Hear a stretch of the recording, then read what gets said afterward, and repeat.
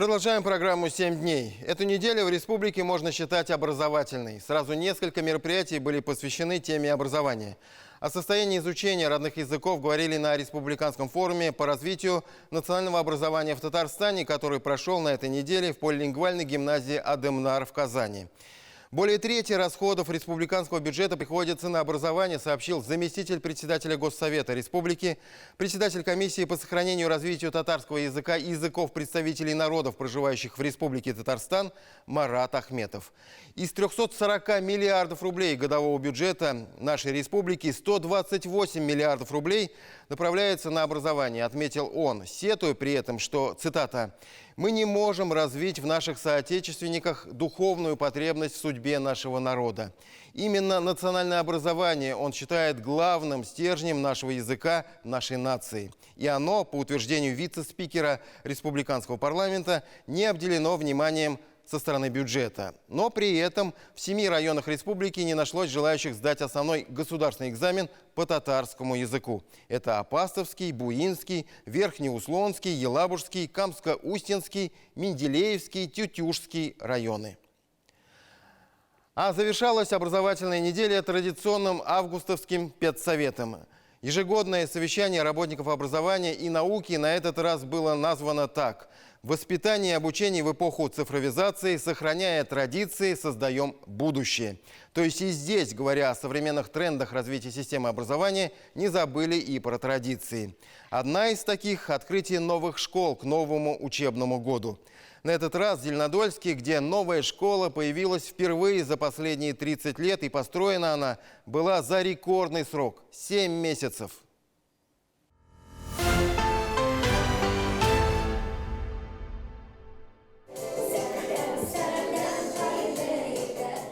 Вызвать интерес к языку любым методом. Пожалуй, такая непростая задача стоит перед учителями родных языков в условиях тотальной ассимиляции. Для этого педагоги собрались еще до большого августовского педсовета, чтобы еще раз подумать о том, как сделать методику доступной, обучение нескучным и, главное, язык востребованным. И еще раз было сказано, что одна только школа с этим вряд ли справится. Семье нужно, чтобы у ребенка появилась любовь к своему родному языку, чтобы родители больше общались, не только с детьми общались. Например, посмотрели бы передачи все вместе по телевизору или сходили бы в какой-нибудь театр. Чтобы привить детскую любовь к языку и культуре, само собой, надо, чтобы сам учитель любил и предмет свой, и детей. Как бы банально ни звучало, но дорогу осилит настоящий. Татар язмышы. Ул гомерлек көрәш, ул һәр чак көрәшкән, әмма ләкин ул халык дәүләтле халык. Ул халыкның теле әдәби, иң дөньядагы иң матур 14 телнең берсе татар теле икән, димәк, безнең телебез белән горурланырга хакыбыз бар. Ул бай тел. Полилингвальные комплексы «Адемнар», в одном из которых и проходило то самое совещание, появляются по всей республике. Это то самое место, где, внедряя новшества, не забывают о классическом подходе. Если мы в традиционное образование будем вкладывать современные технологии, вот такой вот симбиоз принесет нам отличное образование, отличные показатели, и дети будут стремиться и будут замотивированы. Именно о сохранении традиций при воспитании и обучении в эпоху цифровизации говорили на ежегодном большом августовском педсовете. На этот раз в Зеленодольске, впервые за много лет. В новой школе, которая тоже здесь появилась впервые за последние 30 лет. Пожалуй, пока единственная с отдельным контрольно-пропускным пунктом еще на входе во двор школы. Школа новая, современная. Это, наверное, не только радует детей, но и родителей. Поэтому выбрали эту школу. Назвали школу именем Ломоносова. Яна Кибец – педагог и директор нового лицея из такой же педагогическо-руководящей династии. Мы с коллективом своих учителей думаем о том, что это будет масштабная, серьезная личность, которая сподвигнет и наших учащихся на такие же успехи. В нашем городе 35 лет назад был открыт лицей имени Пушкина. Его открывала моя мама, народный учитель Республики Татарстан Валентина Васильевна Кибец. И вот мне пришлось повторить ее судьбу. Конечно, мне хочется верить, что я ее не подведу. Формирование инженерного мышления на уроках уже не труда, а технологии. Здесь уже не табуретки делать учат, здесь станки с программным управлением, казанского, кстати, производства. Для девочек все условия, чтобы почувствовать себя хозяйкой, научиться управлять кухонным оборудованием. Но главное, конечно же, не внешняя атрибутика. Здесь нужно соблюсти очень такой грамотный баланс, по нашему мнению. Мы иногда очень часто бросаемся из огня в полымя. То есть вот цифровизации мы целиком в нее погружаемся, и нам кажется, что процесс обучения должен стать таким немножко игрушечным, игровым, легким. Но ведь давайте признаемся себе честно, на самом деле любое обучение, любое образование – это процесс очень сложный. Он всегда связан с неким принуждением, с дисциплиной, и только тогда будут результаты, и только тогда будет какой-то успех у ребенка. Учить других и учиться самим – тоже одна из задач педагога. В вопросах цифровизации зачастую ученики знают больше учителя. Потому надо не отставать. Благо, оснащение новой школы уже позволяет не просто читать учебник и зубрить написанное, а самим познавать мир и делать выводы.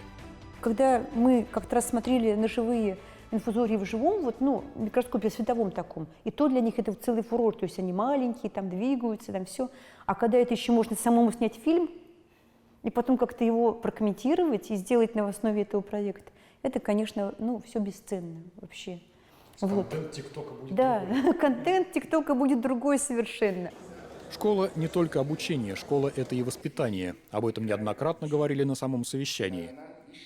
Инновации приходят в школу в помощь традиционному образованию. Но ни одна техника, ни одна инновация не будет работать без учителя. Наконец, поставлена точка в обсуждении, чем мы занимаемся. Оказываем образовательную услугу или учим? Коллеги, мы учим, мы реализуем образовательные программы. С 1 сентября нас ожидает несколько нововведений в масштабах всей страны. Это торжественная церемония поднятия флагов и использования государственных гимнов, проведение уроков по изучению государственных символов страны, введение уроков разговора о важном. В вопросах воспитания ведущую роль мы отводим классному руководителю. В текущем году Министерство просвещения Российской Федерации запустило проект «Разговор о важном», который предполагает обсуждение актуальных вопросов детей с классными руководителями.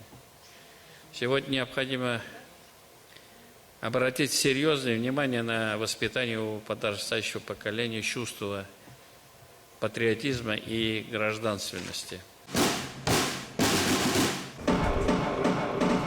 Изучение родных языков, цифровизация и патриотическое воспитание – одни из главных направлений на предстоящий учебный год.